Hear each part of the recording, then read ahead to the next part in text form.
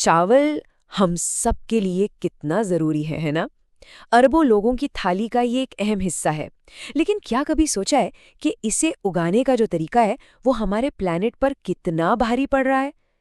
तो सवाल ये उठता है कि क्या कोई ऐसा रास्ता है जिससे हम ज़्यादा चावल भी उगा लें और अपनी कीमती रिसोर्सेज को भी बचा पाएं? चलिए, आज इसी दुविधा की तह तक चलते हैं। सबसे पहले जरा इस नंबर के बारे में सोचिए। 3.5 अरब। दुनिया के करीब करीब आधी आबादी हर रोज अपने खाने के लिए चावल पर निर्भर है।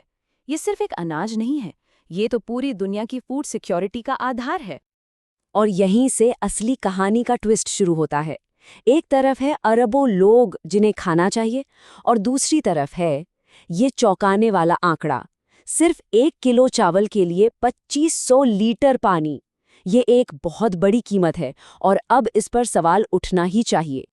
तो सवाल ये है कि आखिर इतनी बड़ी कीमत चुकाई क्यों जा रही है? इसका जवाब छिपा है हमारे सदियों पुराने तरीके में, जिस तरह से हम चावल उगाते आए हैं। चलिए जरा करीब से देखते हैं कि ये पारंपरिक तरीका है क्या और इसका असर क्या हो रहा है। इस तरीके को कहते हैं पडलिंग ट्रांसप्लांटेड राइस या पीटीआर। इसमें होता क्या है, पहले एक नर्सरी में छोटे छोटे पौधे तैयार किए जाते हैं। फिर उन पौधों को पानी से भरे कीचड़ वाले खेतों में एक एक करके हाथ से लगाया जाता है। ये तस्वीर हम सबके जहन में है ना? लेकिन इस खूबसूरत सी दिखने वाली प्रक्रिया की एक छिपी हुई कीमत भी है। खेतों में हर वक्त पानी भरे रहने का नतीजा, सच कहूं तो काफी चौंकाने वाला है। एक तो पानी की जबरदस्त बर्बादी होती है, और दूसरा, जो शायद और भी ज्यादा चिंता की बात है, वो है मीथेन गैस का बनना।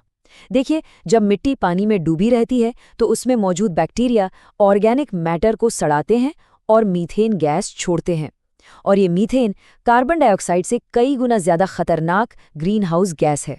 इतना ही नहीं, ये तरीका मिट्टी की सेहत को भी धीरे धीरे खराब कर देता है। इस बात की गंभीरता को ऐसे समझिए, पूरी दुनिया में जितना भी मीथेन एमिशन होता है ना, उसका 10 से 20% हिस्सा सिर्फ और सिर्फ चावल की खेती से आता है। ये एक बहुत बहुत बड़ा नंबर है, और ये आंकड़ा साफ साफ बताता है कि अब बदलाव की जरूरत कितनी ज्यादा है। तो ठीक है, अगर पुराना तरीका सस्टेनेबल नहीं है, तो फिर इसका हल क्या है? हल है खेती को देखने का पूरा नजरिया ही बदल देने में। ये कोई छोटा मोटा फेरबदल नहीं है, बल्कि ये सोचने का एक बिल्कुल नया, एक तरह से कहें तो क्रांतिकारी तरीका है। और ये सवाल एकदम सीधा और सबसे जरूरी है। अगर समस्या की जड़ खेतों में पानी भरना ही है, तो क्या बिना पानी भरे चावल उगाया जा सकता है? इसका जवाब है हाँ, बिल्कुल। और बस यहीं से खेती की कुछ नई और बड़ी ही दिलचस्प टेक्निक्स सामने आती हैं। तो देखिए, मोटे तौर पर 2 रास्ते सामने आते हैं। एक है डायरेक्ट सीडेड राइस, जिसे डीएसआर कहते हैं। इसमें नर्सरी और रोपाई का झंझट ही खत्म, बीज सीधे खेत में बो दिए जाते हैं। और दूसरा है सिस्टम ऑफ राइस इंटेंसिफिकेशन, यानी एसआरआई। और ये एसआरआई सिर्फ एक टेक्निक नहीं है, ये तो खेती का एक पूरा का पूरा फलसफा है।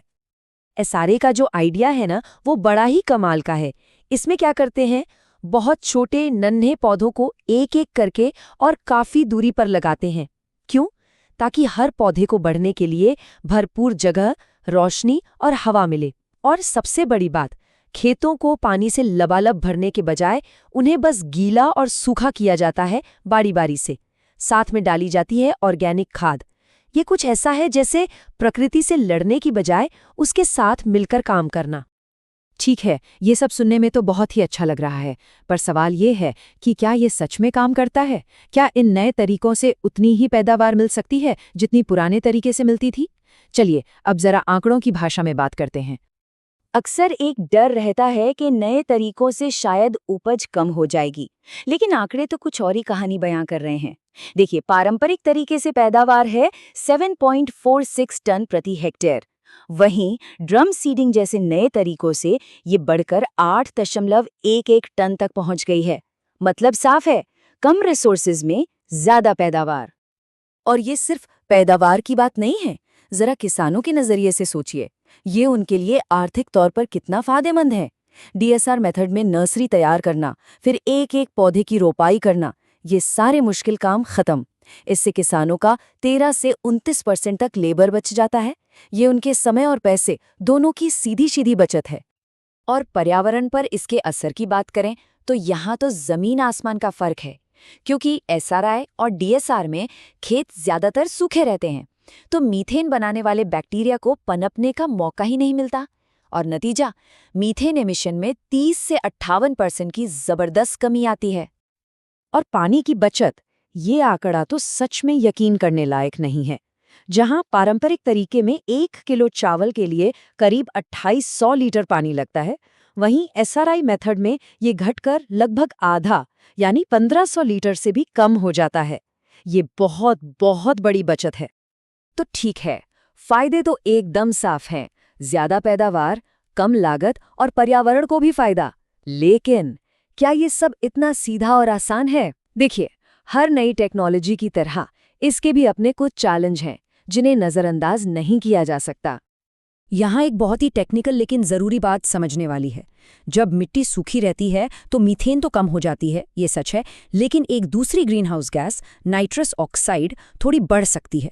पर अच्छी बात यह है कि मीथेन में जो भारी गिरावट आती है वो नाइट्रस ऑक्साइड की इस मामूली सी बढ़त से कई ज़्यादा होती है। मतलब नेट इफेक्ट जो है वो पर्यावरण के लिए पॉजिटिव ही रहता है।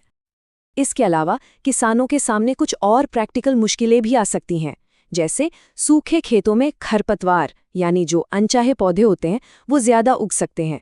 मिट्टी की केमिस्ट्री बदलने से कुछ न्यूट्रिएंट्स की कमी हो सकती है, या फिर नई तरह के कीड़े मकोड़े परेशान कर सकते हैं।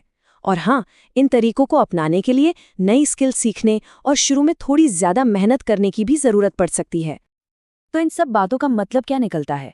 मतलब ये कि ये सिर्फ खेती की एक टेक्निक बदलने की बात नहीं है, ये उससे कहीं ज्यादा बड़ी बात है। ये तो खेती को देखने के हमारे पूरे नजरिए को बदलने की बात है। देखिए, एसआरआई सिर्फ कुछ स्टेप्स का एक सेट नहीं है, ये एक पूरा सिस्टम है, एक एग्रो इकोलॉजिकल सिस्टम।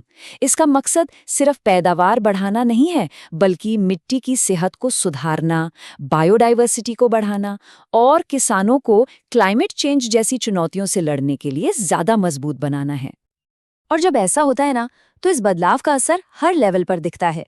किसानों की आमदनी बढ़ती है, लागत कम होती है, पर्यावरण पर बोझ कम होता है, मिट्टी आने वाली पीढ़ियों के लिए भी उपजाऊ बनी रहती है, और सबसे जरूरी बात, हम सबके लिए फूड सिक्योरिटी और भी मजबूत होती है। ये एक क्लासिक विन विन सिचुएशन है। तो आखिर में एक सवाल सोचना बनता है, अगर हम चावल उगाने के तरीके को, एक ऐसी प्रैक्टिस को जो हजारों सालों से चली आ रही है, उसे बदल सकते हैं, तो जरा सोचिए खेती में और क्या क्या बदलना मुमकिन है। ये हमें ये सोचने पर मजबूर करता है कि भविष्य में खाना उगाने के न जाने कितने और बेहतर तरीके हमारी खोज का इंतजार कर रहे हैं।